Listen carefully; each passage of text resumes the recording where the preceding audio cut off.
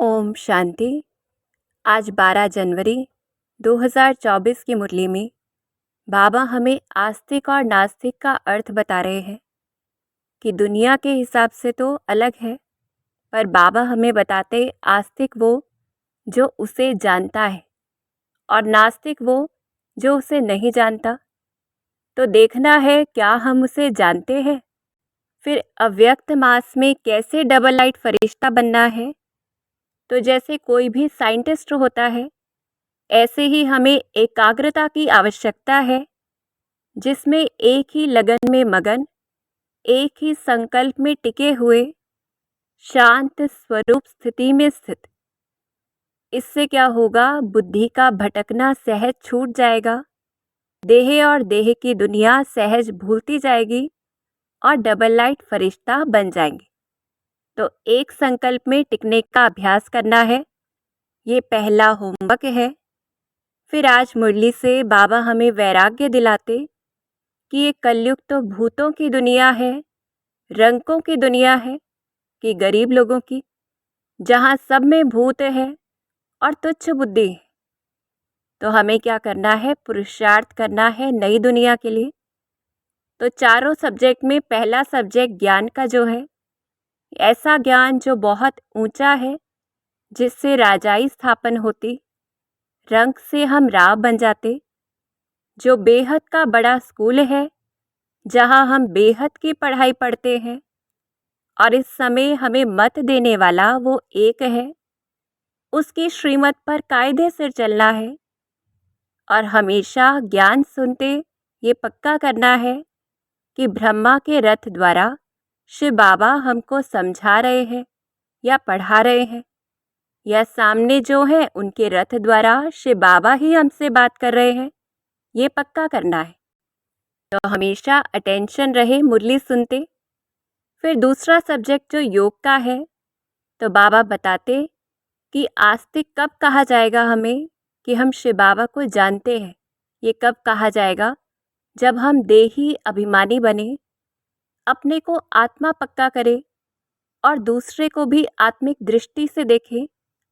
जब बात करते हैं तो ये पक्का रहे कि हम भाई भाई से बात करते हैं, सब ब्रदर्स हैं। इससे होगा क्या, लड़ना झगड़ना कभी हो नहीं सकता, क्रिमिनल आई कभी हो नहीं सकती। तो कैसे प्रैक्टिस करनी है, आत्मा ही शरीर द्वारा कर्म करती है। हम आत्मा स्वीट होम में रहने वाली है और ये सभी भी आत्माएं हैं, और हम सभी आत्मा 84 जन्म या अलग अलग जन्म लेकर शरीर धारण कर अपना पार्ट बजाती है। ऐसे जितना पक्का होगा और संबंध सब भूलते जाएंगे। तो जितना हमने शिव बाबा को जान लिया है, हम उसके जैसा बनेंगे। फिर आस्तिक किसको कहा जाएगा, कि जब बुद्धि में नशे से रुहाब से ये याद रहे कि शिव बाबा तो हमारा सुप्रीम बाप भी है, शिक्षक भी है और सतगुरु भी है, जो हमें वापस ले जाने वाला है। तो जितना ऐसा रहेगा, खुशी का पारा भी चढ़ेगा और ऐसे रहेगा जैसे हम उनके सिवाय और किसी को याद ही नहीं करते। तो ये है संपूर्ण आस्तिक की स्थिति। फिर आस्तिक कैसा होगा, जिसमें धारणा भी पूरी होगी, देवता समान गुण होंगे। और नास्तिक किसे कहेंगे, जो बाप को नहीं जानते और इसी वजह से फिर देह अभिमान में भी रहते, बुद्धि में बाप याद भी नहीं आता, देवता समान गुण भी नहीं है, और इसी कारण अपने ही दुख दर्द की छी बातों में, भिन्न भिन्न ख्यालों में रहते, फिर लड़ते झगड़ते रहते, ईश्वरीय कायदे के खिलाफ बात करते। ये सभी रावण संप्रदाय के गुण कहे जाएंगे। और फिर बुद्धि में, मन में भूत आता रहेगा। जैसे बाबा कहते, बाप के बच्चों में क्रोध आदि का भूत कहाँ से आया, तो वो ऐसा बच्चा नहीं है। फिर वर्षा नहीं लेंगे।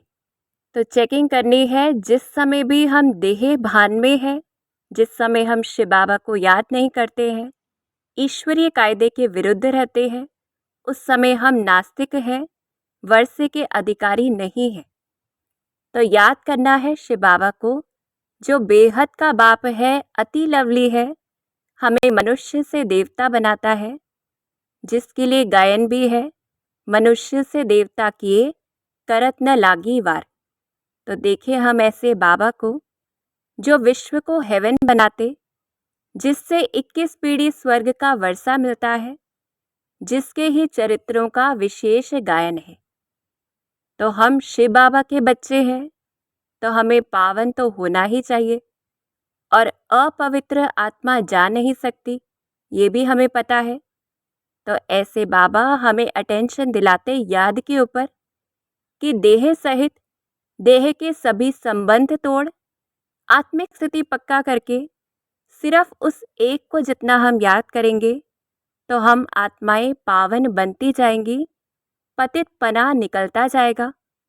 तो देखना है जो बाबा ने आज युक्ति दी है आत्मा समझने की, आत्मा देखने की, और तब ही हम संपूर्ण आस्तिक कहे जाएंगे। फिर धारणा मूर्त बनना है। मुख्य जो बाबा आज अंडरलाइन कराते कि भूत निकालने का पूरा पुरुषार्थ करना है, जो हमारे अंदर विकारों का, फिर विकारों के भी बाल बच्चों का भूत है, और भूत से दूर भी रहना चाहिए। निकालने का पुरुषार्थ बाबा ने बता दिया है।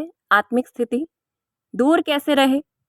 तो कोई में अगर दृष्टि खराब होती है, किसी और के अंदर हम भूत देखते हैं, तो हट जाना चाहिए, उनसे ज़्यादा बात भी नहीं करनी चाहिए, सामना नहीं करना चाहिए। आगे खड़े रहेंगे तो भूत की प्रवेशता हमारे अंदर भी हो जाएगी, और फिर लड़ पड़ते हैं, क्योंकि सामने वाले के अंदर भूत है पर हमारे अंदर भी अंश है। तो सामने आते ही जब हम सामना करते हैं तो हमारे अंदर भी प्रवेश हो जाता है, तो बचना है। फिर बाबा हमें धारणा के लिए भी एक स्लोगन देते कि निमित्त बनकर यथार्थ पाठ बजाना है, तो सर्व के सहयोग की मदद हमें सदा मिलती रहेगी। बस याद रखना है कि हम निमित्त हैं। फिर भूत अगर निकलते नहीं हैं, ज़रा भी खामी रह जाएगी, तो बहुत सज़ा खाकर प्रजा में जाना पड़ेगा। इसलिए हर वक्त अटेंशन रखना है, भूत किसी और के भी हमारे अंदर ना आए और हमारे अंदर से निकलते जाए। तो कितनी खुशी रहनी चाहिए कि स्वयं भगवान हमारा बाप भी है, टीचर भी है, तो सतगुरु भी है। भगवान हमको पढ़ाते हैं, जिससे हम नॉलेजफुल बन जाते, और कल्प कल्प हम बच्चों को बाप राय देते हैं। सृष्टि चक्र का ज्ञान हम बच्चों की बुद्धि में ही है, सिर्फ देवताओं में भी नहीं होगा, क्योंकि जैसे कोई नौकरी मिल जाती है तो फिर कोई पढ़ता नहीं है, तो ऐसे ही पद मिल जाने के बाद नॉलेज की ज़रूरत नहीं होती। तो नशा रहे कि बाप हमको विश्व का मालिक बनाते, सिर्फ एक बार नहीं अनेक बार मनुष्य से देवता बनाया है। तो जितना ये बुद्धि में आए तो भी अहो सौभाग्य। फिर याद रहे कि सतयुग में पहले पहले हम कैसे थे, पहुंच जाए हम उस दुनिया में। हम 100% सर्वगुण संपन्न पावन देवताएं थे। पावन बनने की बात नहीं है, वहाँ पे बेहद की बादशाही है। सृष्टि चक्र आदि का हमारे पास ज्ञान नहीं है वहाँ पे। तो ऐसे उस सत्युगी दुनिया को देखें और इस समय की अपनी पोजीशन देखें कि हम तो सत्य बाप के बच्चे, सत्य बोलने वाले हैं। हम किसी मनुष्य के बच्चे नहीं हैं, शिव बाबा के बच्चे हैं। और अगर वो बाप नहीं होता तो हम कुछ कर नहीं सकते थे, क्योंकि हम बच्चों को जो पहचान मिली है वो उस बाप से मिली है। तो नशा रहे कि ऐसे बाप की श्रीमत पर अब हम चलते हैं और ऐसे बाप के हम मददगार हैं। अभी हम वर्थ नॉट अ पेनी से वर्थ पाउंड बन रहे हैं, कि पाई पैसे के भी नहीं थे और अभी कितने कीमती बन रहे हैं। तो जितना ऐसा नशा होगा, योग युक्त स्थिति होगी, तो उससे क्या होगा? जो आज वरदान दिया है बाबा ने कि योग की सिद्धि की शक्ति, निश्चय और नशा हर परिस्थिति में रहे, चाहे कैसी भी परिस्थिति हो, तो विजयी बन जाएंगे। अप्राप्ति भी प्राप्ति का अनुभव कराएगी, कि अगर सूखी रोटी भी मिलेगी तो वो भी नर्म महसूस होगी। कोई भी साधन समय पर धोखा नहीं देगा। अगर हम साधना के ऊपर अटेंशन देंगे तो ऐसे फिर भी अगर नशा और खुशी नहीं रहती तो बाबा युक्ति भी बताते और प्रश्न पूछते कि पढ़ेंगे पढ़ाएंगे नहीं तो खुशी क्या होगी, कि अगर हमने दूसरों को नहीं बांटा तो भी खुशी नहीं होगी।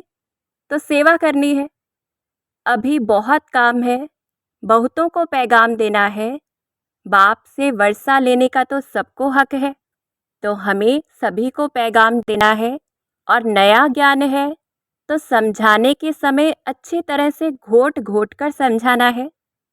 तो आज बाबा हमें तरीका समझा रहे हैं कि कोई भी इधर उधर की बात पूछता है कि विनाश में कितना समय है, ऐसे प्रश्नों में हमें बताना है कि पहले तो ये समझो कि हमें ये ज्ञान किसने दिया है, उसको जानो। तो ऐसे बाप का परिचय देना है सबसे पहले, जो 32 गुणों वाला चित्र है उस पर बताना है।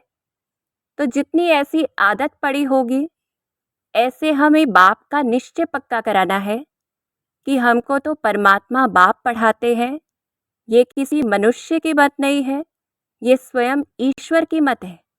क्योंकि मनुष्य की मत तो अनेक होती है, उससे एक दुनिया स्थापन नहीं हो सकती है। पहले श्रीमत की बात बुद्धि में बिठानी है कि ये श्रेष्ठ मत कौन दे रहा है, क्योंकि अगर अल्फ को नहीं समझा तो और कोई बात समझ में नहीं आएगी। तो समझाना है कि जो आदि सनातन देवी देवता धर्म है, ये कब स्थापन हुआ और किसने स्थापन किया, ये कोई मनुष्य तो कर नहीं सकता है। फिर पुरानी दुनिया का विनाश, ये भी बाप का ही काम है। सद्गति करना, पावन बनाना, ये भी भगवान का ही काम है, क्योंकि सारी दुनिया को करना है। तो ऐसे बाप का परिचय देना है। फिर बताना है कि भगवान कौन है, जो सभी आत्मा रूपी ब्रदर्स का बाप है, जो निराकार है, उसे ही भगवान कह सकते हैं। और कोई भी मनुष्य खुद को भगवान नहीं कह सकता, ना बाप टीचर सतगुरु हो सकता, क्योंकि किसी की सद्गति नहीं कर सकते हैं कोई मनुष्य, तो वो भगवान नहीं हो सकते। तो ऐसे बाप का परिचय पक्का कराना है और बताना है जो यहाँ आते हैं वो आस्तिक बन जाते हैं। तो ऐसे बाबा हमें बहुत समझा के अंत में साक्षी हो जाता कि बाप को तो बहुत तरस पड़ता है, कैसे समझाऊं, कोई से तो अब तक भी भूत निकले नहीं हैं, दिल पर चढ़ने के बदले गिर पड़ते हैं। तो हमें पुरुषार्थ करना है, भूतों को निकालना है, क्योंकि जब तक कर्म भोग आते रहेंगे, कर्मातीत अवस्था हुई नहीं है। और जब कंप्लीट दैवी गुण आ जाएंगे तो लड़ाई भी लगेगी, फिर हॉस्पिटल डॉक्टर आदि कुछ नहीं होगा। और अब तो हमें जाना है, सबको जाना है, विनाश होना ही है। तो अंत की सीन दिखा रहे हैं बाबा और प्रेरित करते कि अभी मेहनत करनी है। 21 जन्मों के लिए स्वर्गवासी बनना है, कोई कम बात है क्या? तो बाबा का उल्हाना खत्म करना है और अव्यक्त मास में फरिश्ता स्वरूप बनना है। अच्छा, ओम शांति।